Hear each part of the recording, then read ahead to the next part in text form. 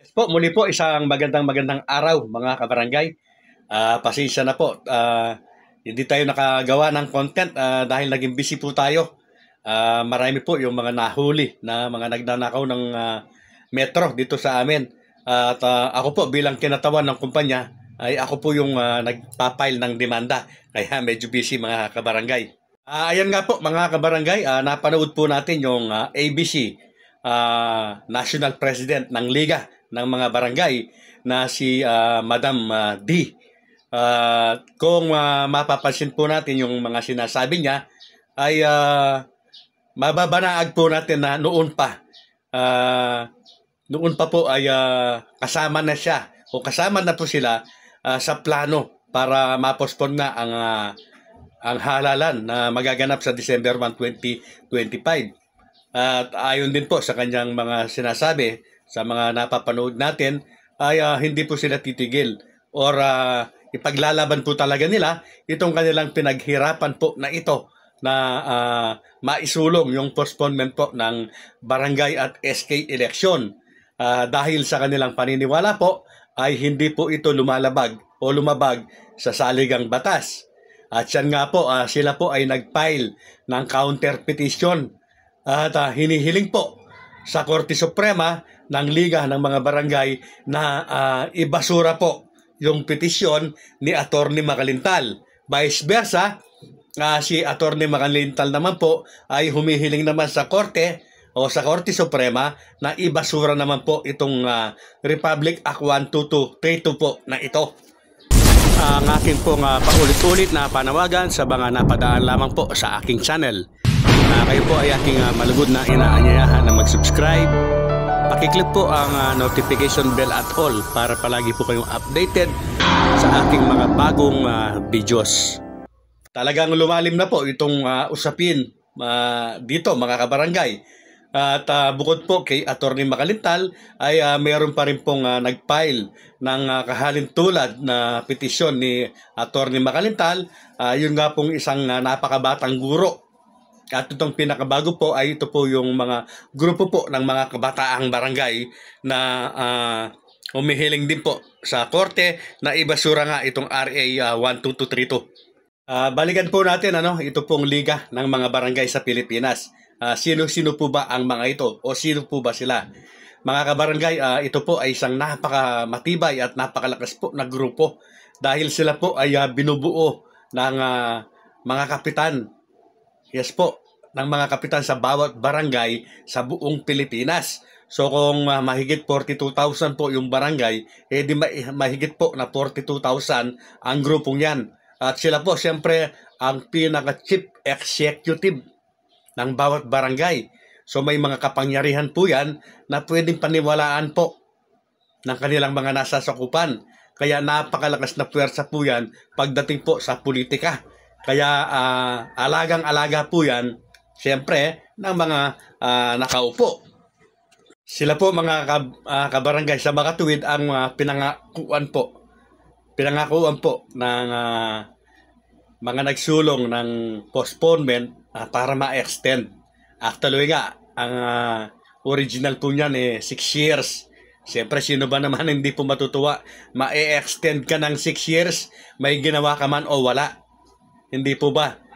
Then, naging 4 years at ito na nga po ang naging pinali ay 1 year na lamang. Pero okay na sa kanila basta't matupad lamang po yung pinangako ng mga nangako.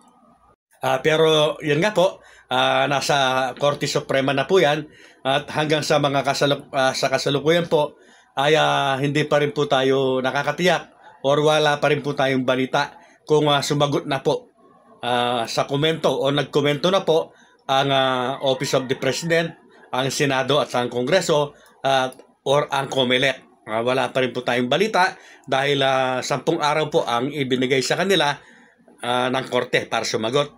Ayon po sa napanood ko na interview, pinakahuli kay Atty. Makalintal ay parang isang malaking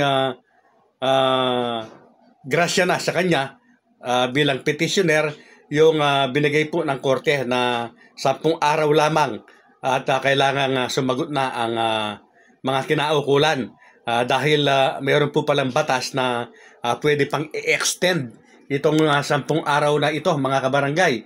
So ayon po kay Atty. Makalintal ay wala na pong extension yung 10 araw na palugit na hinihingi po ng Korte Suprema para sumagot nga itong mga nasabing ahensya ng gobyerno. Marami po mga kabarangay yung naniniwala na kalagitnaan o bago matapos po ang buwan ng Setyembre ay magkakaroon na po ng linaw o kasagutan ito pong usaping ito. At sana nga po ay matapos na ito mga kabarangay. Muli po sana po ay maging mahinahon ang lahat. Ano man po ang maging desisyon ng korte ay sana matanggap po ng magkabila, pumabor man sa kanila o hindi. Sa mga nagtatanong naman po, parang basketball, sino ba yung nangunguna? Or sino ba ang over? Yes po mga kabarangay, sa kasalukuyan po, dahil wala pong TRO pa, status ko ante-order na lumabas, ay nangingibabaw po ang Republic Act 12232. Yes po, ang batas po na ito na nagtatakda ng halalan po sa November 2026 ang nangingibabaw. Yes po, so kung tinatanong nyo sino yung over or nangingibabaw, siyempre yung batas na yan po, yung Republic Act 12232. Siya po yung nakaangat ngayon. Dahil yung Supreme Court ruling ay natakpan na po nito. Dahil batas na po ito, ganap na batas na po itong 12232. At ma-overtake lamang yan kung sakasakali po na mag-issue ng temporary restraining order or status quo ante-order ang korte. Pero sa ngayon po ay wala pa pong ini-issue na ganyan ang Korte Suprema. So yan po ang sagot natin. Ang nangunguna po or nangingibabaw na batas ay ito pong Republic Act 12232. Ang halalan po ay nakatakda November 2, 2026. Ganun din po mga kabarangay ay hindi pa rin po nagbabago yung schedule of activities po ng COMELEC at magkakaroon po ng filing of Certificate of Candidacy sa October 1 hanggang October 7. So wala pa rin pong pagbabago at pwede pong magbago yan siguro mga kabarangay kapag sumagot na po or nakasagot na po itong mga kinaukulan. Natural po magkakaroon na po ng ideya or pwede na pong magdesisyon itong Korte Suprema. At yan nga po, habang wala pa pong desisyon ang Korte Suprema, ay patuloy pa rin po ang COMELEC sa kanilang paghahanda. Hindi lamang daw kung sakasakali para dito po sa December 1, 2025, kung hindi ang paghahanda po nila ay kung ang sakali man na ma-postpone yung December 1, 2025 ay kasama na po sa pinaghahandaan ayon sa COMELEC ay ito nga pong umiiral po na batas na Republic Act 12232 o yung pagtatakda po ng halalan sa November 2, 2026. Muli po, maraming salamat po sa lahat po ng sumusuporta kay Coiners Ring at sa lahat po na hindi pa po nakapag-subscribe sa aking channel. Kayo po ay aking malugod na inaanyayahan na mag-subscribe. Yes po, pakiclick po yung notification bell at all para palagi po kayong updated sa aking mga bagong videos.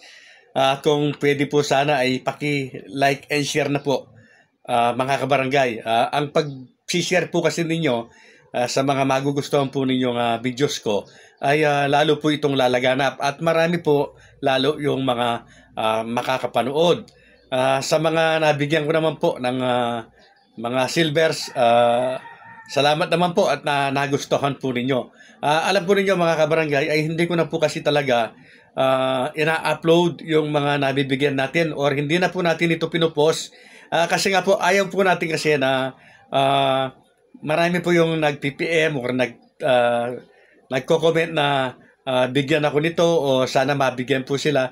Kahit hindi po ninyo sabihin mga kabarangay, ay pumipili naman po tayo at silent lamang ang pagpipili po natin dahil hindi po kasi lahat ay nabibigyan po natin. Ganun din po, hindi ko na nga rin pinopost yung mga nabibigyan natin kasi hindi naman yung purpose natin para panoorin lang tayo yung nagbibigay tayo. Hindi po, dahil marami naman po yung nanonood na kahit hindi po natin nabibigyan ng mga Silver, nanonood naman po, hindi po ba?